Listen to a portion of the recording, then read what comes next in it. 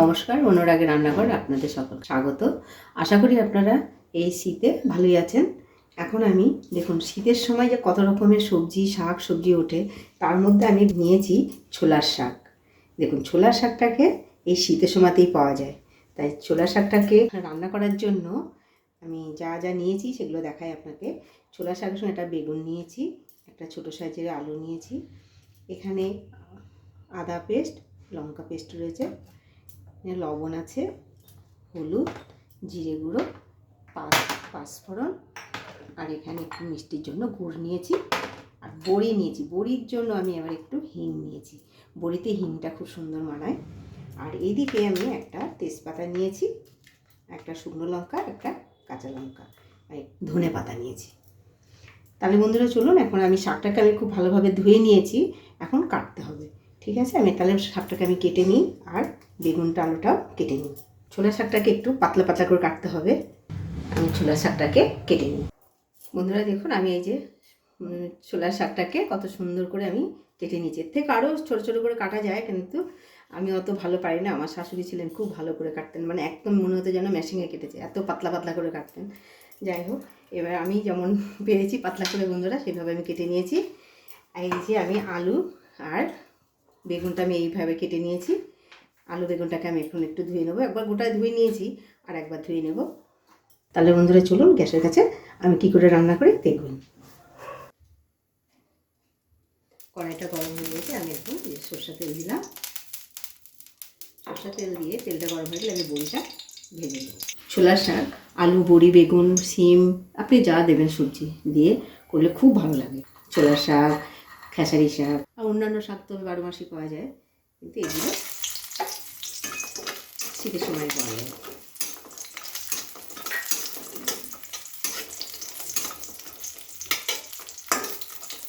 এবার দেখুন বড়িটাকে আমি সুন্দর লাল লাল করে ভেজে নিয়েছি। দেখুন আমি লাল লাল করে বড়িটাকে ভেজে নিয়েছি। এখন আমি ওই তেলে আর একটু তেল দেব। আমি হাফ চামচ পাঁচফোড়ন দিলাম,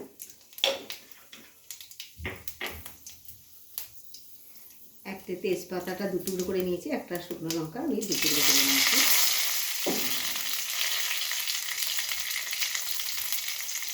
এখানে আমি 1 চিমটি হিং দিলাম, যেহেতু বড়ি দেবো ওই জন্য হিংটা বড়ির সঙ্গে খুব সুন্দর মানায়। হিংটা দিয়ে আমি নাড়াচাড়া করলাম, করে আমি এই যে আলু বেগুনটা কেটে রেখেছি সেটা দিয়ে দেব।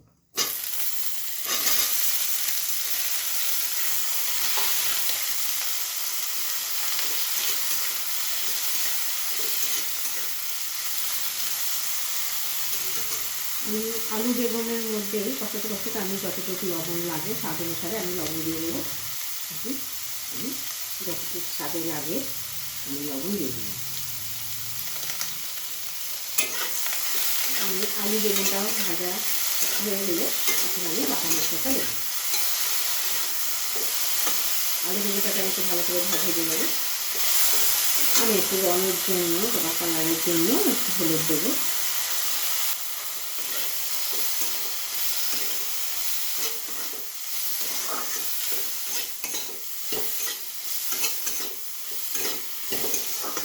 এখন আলু বেগুনটা আমার সুন্দর ভাজা হয়ে গেছে।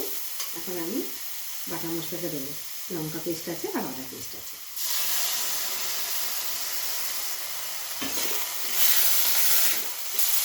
আমি একটু জিরে গুঁড়ো দেবো, হাফ চামচ মতো জিরে গুঁড়ো দেবো।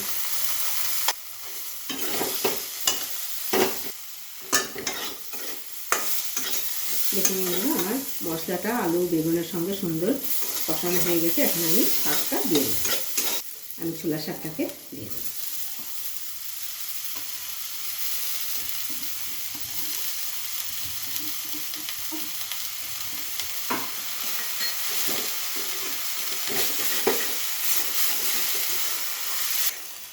এখন আমি একটু জল দিয়ে আলু বেগুন সেদ্ধ হওয়ার জন্য আমি জল দেবো।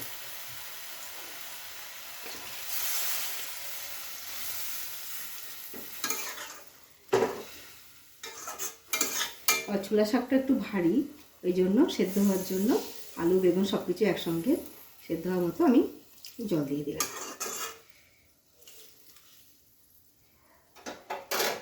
এটা 2 মিনিট ঢেকে রাখবো।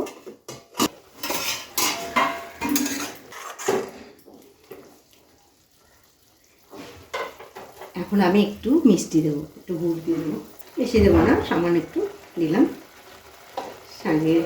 শাক লবণ টবণের সব কিছুর একটু ব্যালেন্স রাখার জন্য মিষ্টিটা দিলে ভালো লাগে। এর সঙ্গে আমি বড়িটাও দিয়ে দিলাম। এবার আমি ঢেকে রাখবো।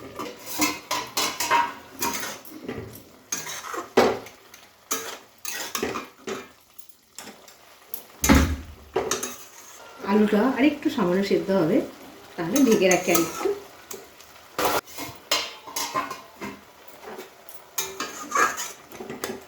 আলুটা সেদ্ধ হয়ে গেছে, এখন খালি একটু নাড়াচাড়া করে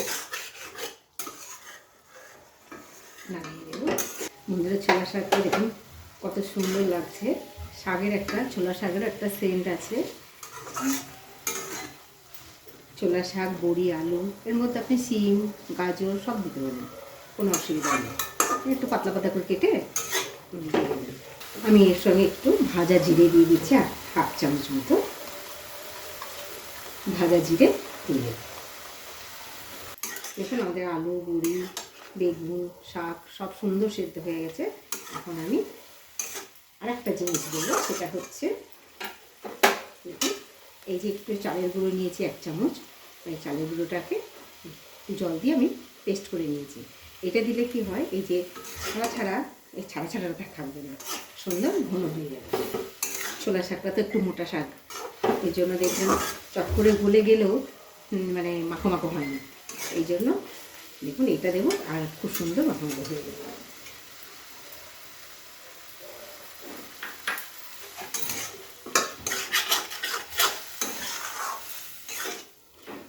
দেখেছেন কত সুন্দর এবার মাখো মাখো হয়ে যাবে। চালের গুঁড়োটা দিয়েছি, তার জন্য আর একটু জাল দিয়ে নেব। এই যে আমাদের এখন ছোলা শাক রান্না হয়ে গেছে। এখন আমি নামিয়ে নেব। কত সুন্দর হয়েছে। আমি যেভাবে বানিয়েছি বন্ধুরা, ওইভাবে আপনারা বানিয়ে খেয়ে আমাকে বলবেন কেমন লাগে। আর কোথা থেকে দেখছেন সেটাও বলবেন, আমার খুব খুশি হব। জানলে মনের মধ্যে একটা আনন্দ লাগবে যে না, আপনারা দেখছেন এখান থেকে। সুন্দর হয়ে গেছে, এখন আমি গ্যাসটা বন্ধ করে দেব। বন্ধুরা দেখুন কত সুন্দর আমি এই ছোলার শাক রান্না করেছি। আমি যেভাবে রান্না করেছি ওইভাবে আপনারা রান্না করে খেয়ে জানাবেন কেমন হয়েছে। আশা করি খুব ভালো লাগবে। ভিডিওটি দেখার জন্য ধন্যবাদ। ভিডিওটি ভালো লাগলে লাইক করবেন, শেয়ার করবেন। আবার আসবো নতুন একটি রেসিপি নিয়ে।